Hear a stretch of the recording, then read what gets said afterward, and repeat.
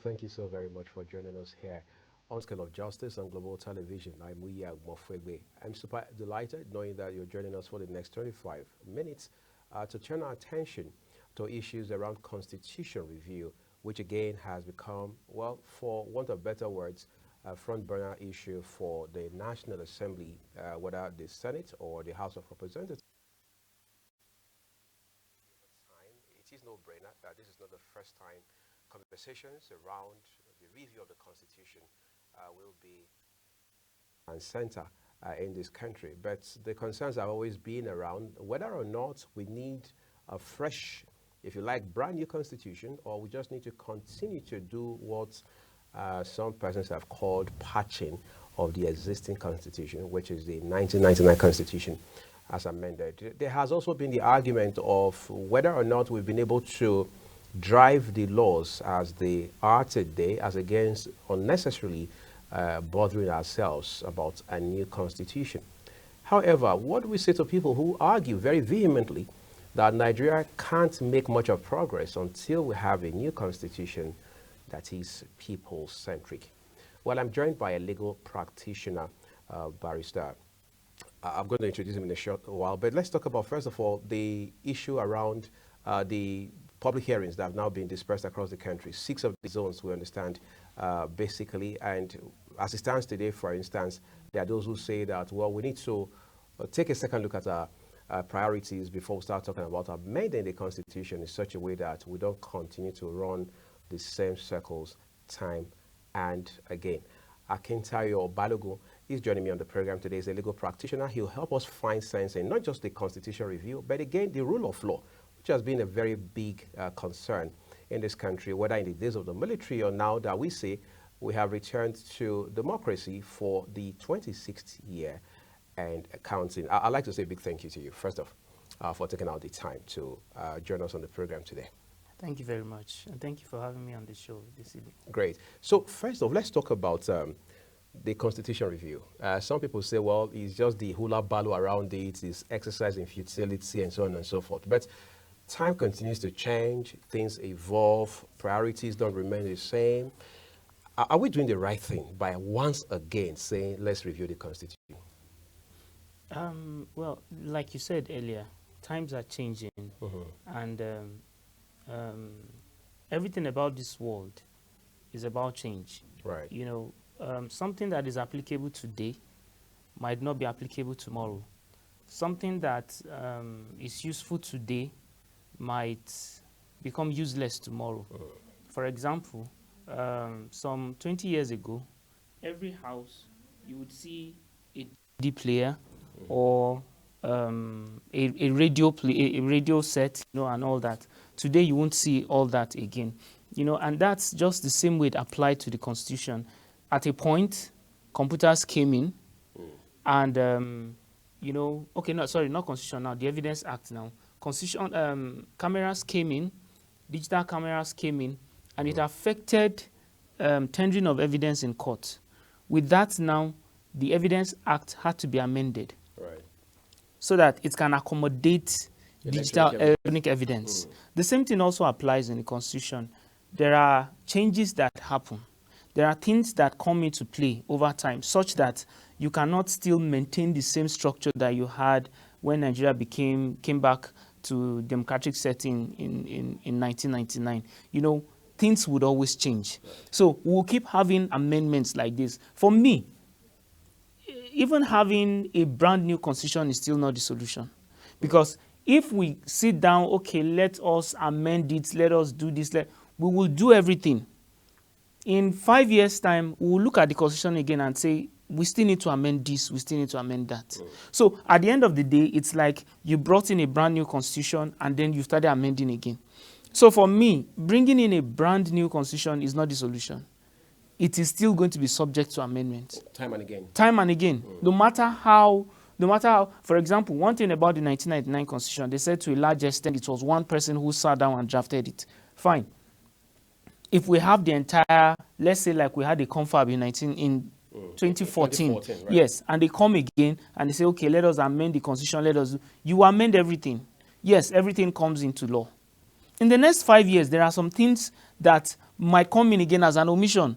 We omitted this, we omitted that, and then we are talking about another amendment. So for me, it's not really, the solution is not really in getting a brand new constitution, as some people are saying. It's not that they are totally wrong, but I can say that no matter what we get, we may still find ourselves still amending.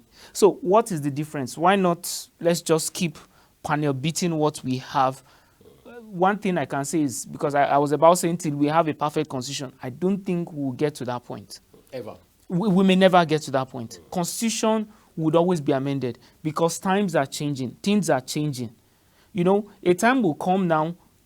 Okay, now I was in the court today, and you know, I was at the Supreme Court, and Supreme Court, the Constitution gave certain number of justices that can sit, or the highest number of justices that can sit in the Supreme Court.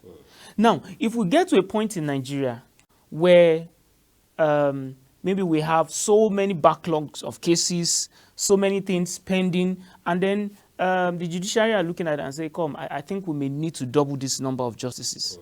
And probably that happens in the next 5 years. Of course, that is a reason for you to amend. Now, you didn't envisage this today. Right. But then, this is in the next 5 years. We have so many cases, so many backlogs. Cases are being adjourned for 2-3 years. When you have that situation, then you get to the point that, no, you say, we may have to increase the number of justices. We also have the issue of retirement age. You know, we are getting to a point where we're having younger generations who don't have this knowledge. Just early this week or late last week, there was a call that retired military men might still be needed. Now, we might now get to a point where we are beginning to see that retirement at the age of 60 might not be feasible again. So we'll move it up a little. We may have to move it up a little.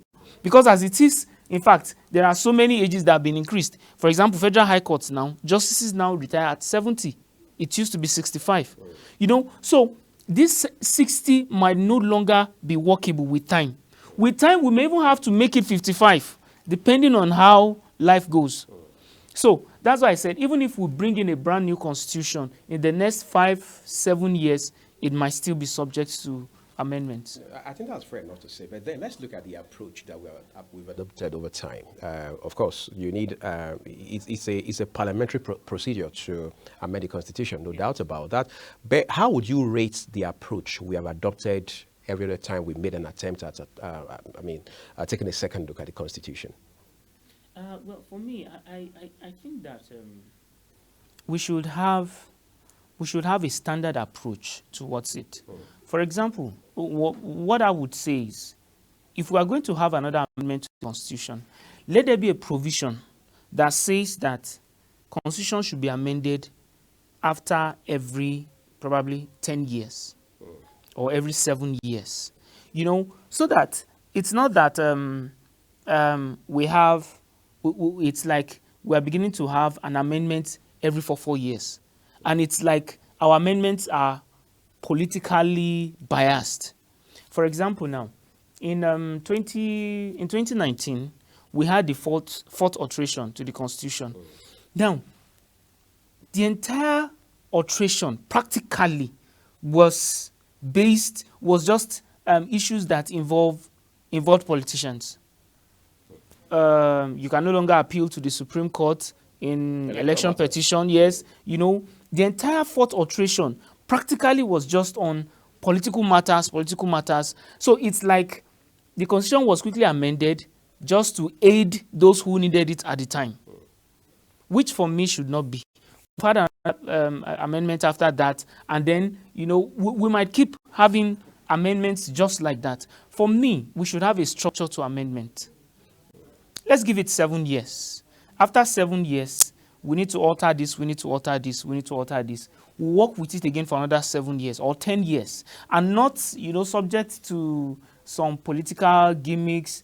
This would interest this person. Okay, now, there was this amendment that was made. I think that should be the 5th alteration now, where it says that if a deputy continues, a deputy governor or a vice president continues in the office of either the president or the governor, you know, he can only contest for just one term after that. So even if he was governor for just one day, let's say he was just sworn in one day and that tenure ends, and then he's now elected, he can serve for just that 4 years. Because of the joint ticket factor. Yes, he can serve for just that 4 years. For me, that is, it seems to be politically biased. It's like you are just amending the constitution to suit the political ambitions of probably the persons in the house. That should not what, that's our amendment should not be in that line. Amendment should be according, let it be structured. 7 years, 10 years. After 10 years, you probably call a confab like we did in 2014. Right. And then the constitution is amended based on their recommendation. And not just this, now we're already working on another one. Everybody's bringing in all kinds of suggestions. I've been hearing so many funny review that people are bringing in. It's not, for me, it's not tenable. When you come in with some of these proposal, these are things that cannot work. Okay, let's talk about things that can't work, and who knows, perhaps things that can work. Some of those things being proposed now are creation of more states. State police is big. Yes. What else? Devolution of power.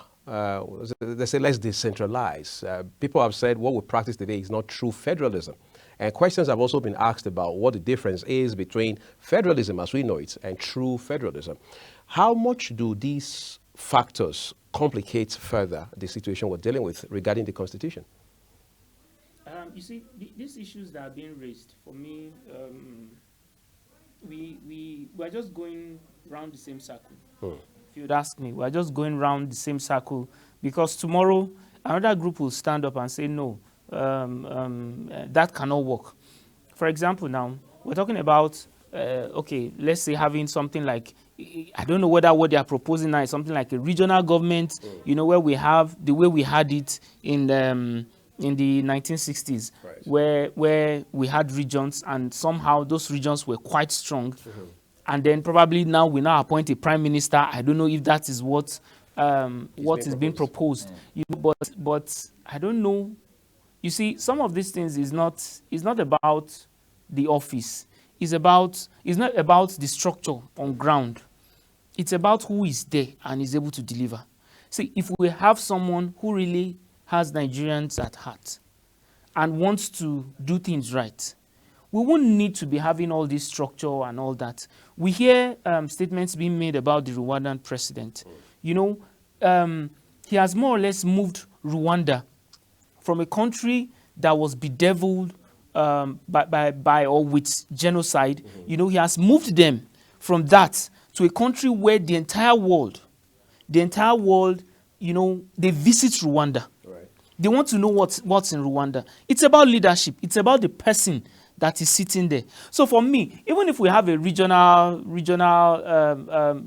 governor general or what we used to have then, and if it is someone who comes in and his ambition is to just come and embezzle, has it made any difference? There's no difference. So for me, all this structural whatever adjustment is not really, that's not what Nigeria needs. What Nigeria needs is good leadership. It's good leadership. No matter what it is. Okay, some people say, okay, we bring government close to the people. The local government that we have that is close to the people, how much of influence do they have, or has the local government been to the people? So for me, all these are not necessary. They don't really affect the lives of Nigerians. We have a way of bastardizing things. Even if we bring it back, it will still be bastardized. Let's talk about institutions or a lack of them. As it stands today, how would you say institutional weaknesses influence or adversely impact the way we review our constitution? Because like you highlighted a while ago, it will appear for the most part, the motivation behind the need or necessity to review the constitution is always political, as against being people-oriented, being altruistic, and all of that. How do we correct that gap? Because it's quite a fundamental concern, isn't it? You see, this is actually one of our big problems. Now, in some years ago, I think President Jonathan was still the president, where there was this issue of amendment of the Constitution, a child's marriageable age. I don't know whether it was in the early years of President Buhari or still Jonathan. You know, that issue came up, Right. and the age of consent for marriage and all that. Now the Senate was divided on, and then it now got to a point where we realized that the division was a kind of religious bias and not really religion played a factor in the amendments that year, such that we leave it or should we amend it? Those who were, the religious sentiment came in and said, no, let us leave the Constitution as it is. There was the uproar, but at the end of the day, nothing happened. Another thing that would happen today, we may not have that religious sentiment again, but we now have that political bias. Somebody from the opposition now can bring up an issue, and then probably the majority who are from another party are not really supporting it. It's no longer about whether it's a good idea or not. It is about who is bringing it, who is supporting it. Is my party supporting it? That is where the problem is. Now, one perfect situation we would have had in Nigeria was the 2014 confab. The confab, to a large extent, was apolitical because people who were invited to that confab were invited from all walks of life. Right. Religious, technocrats, businessmen, politicians too were also invited. The opposition too was represented. Organized labor. They were all there. They were all there. Legal practitioners were there. The representation was very excellent. And they came up with recommendations. For me, that would have just been a perfect body, a perfect organization, a perfect institution for the amendment of the Constitution, because they are not there to play politics. They are not there to support whichever party was in office or not. They came up with recommendations and they were like, this is what we feel is good for Nigeria. Unfortunately, till today, the recommendations are still hanging. They've not. So for me, if it is the Senate that we have where some people, it is no, we are for this political party and all that. Somebody from the opposition is making sense. The other person is like, no, you are not from our party, so whatever you are saying does. As long as we have people who are divided along political lines, we probably may not be able to have a proper amendment to our Constitution. Quite a sad narrative there to paint. But we're going to take a quick break at this point, everyone. When we return, we'll talk about the rule of law, because they say, again, that is central to the development of any nation, including a country like Nigeria. All of that coming shortly on the flip side of this short break. Please do stay with us.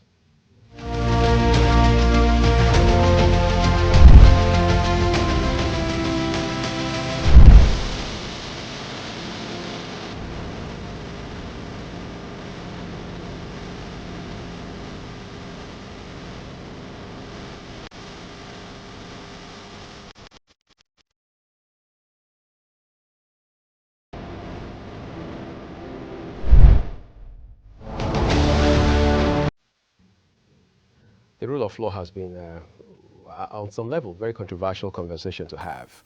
I remember in Port Harcourt a couple of years ago, former President Muhammadu Buhari also sparked controversies when he placed the rule of law, for want of better words, behind national security. It was at the NBA event of that year, and it became something that your association frowned upon. And for several months to come, it was a big talking point. As it stands today, you and I have been talking here the whole time about the Constitution, whether to review or not to review, get a new one or to get a new one. How much of, if you like, premium do we attach to or place on the rule of law in this country? You see, the rule of law is, we have made it subjective, such that it is when the law favors you more. Right. That's when, for example, that has not been so prominent in this in recent years. But there was a time where it's like The government, you know, they choose which order or which law to obey. Could be an order from the court, they choose which one to obey. Release this person, bring this person to court for bail, and all, they choose which one they want to obey. And when the order is in their favor, you hear it on the news, the court has made an order, let the order be obeyed, you know, you hear all that. But then, you know, so it appears that when it favors you, you make the noise. When it doesn't favor you, you close your eyes to the law. You know, that, and it's just unfortunate, but that seemed to, though in recent years, that has not, we've not had that situation as such. I think we must give kudos to the present Attorney General of the Federation.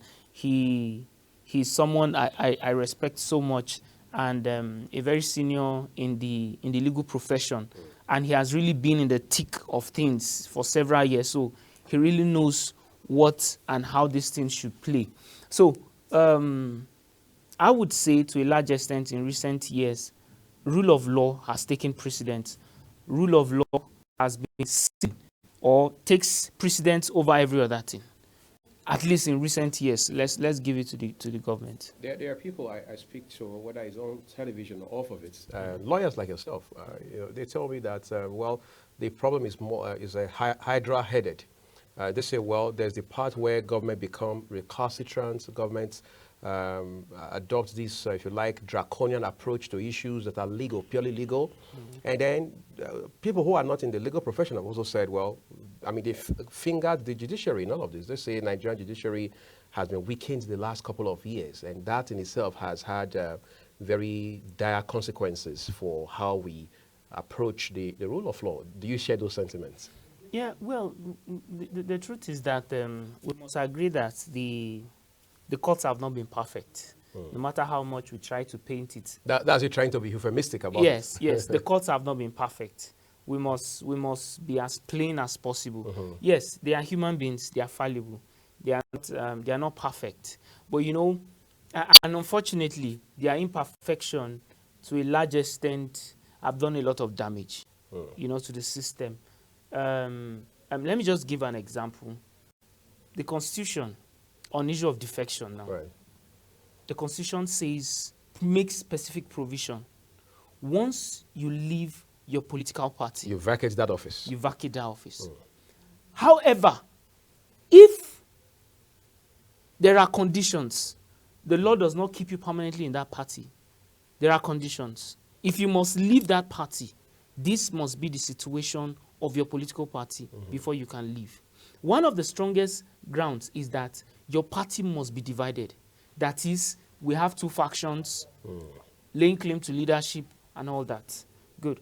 Now, the defection that we had in the last, let me say, 6 months, it's been so insultive of Nigerians and of the votes, of the struggle and all that, and of parties that did so much to bring people into their fold and to get them into offices.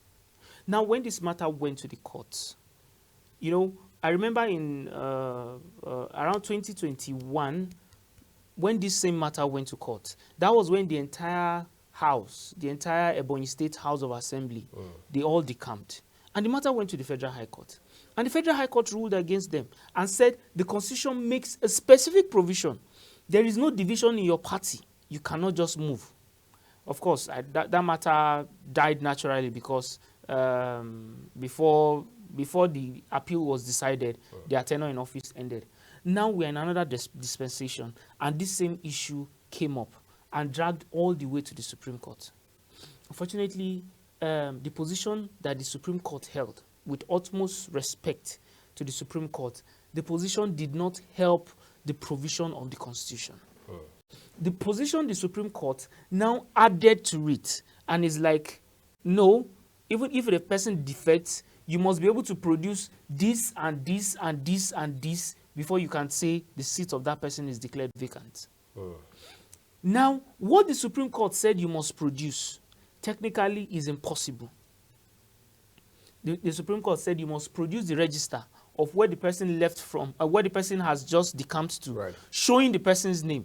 How on earth will he gets, or will a litigant get that kind of register? Do we even have a register anywhere? In the first place? Yes. Do we even have a register for you to say, okay, this is the register showing the person's new name?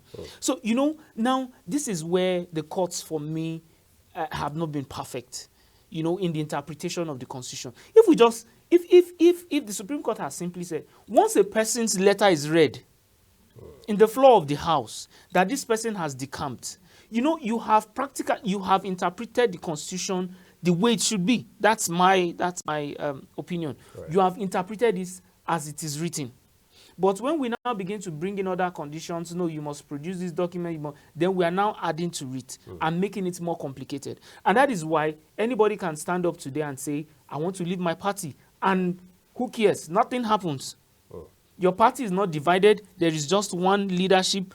Yes, there might be internal crisis, which every party has their own internal crisis. Right. Yes, but then now you just move and nothing is happening. Nobody's prosecuting you. You are not losing your seat.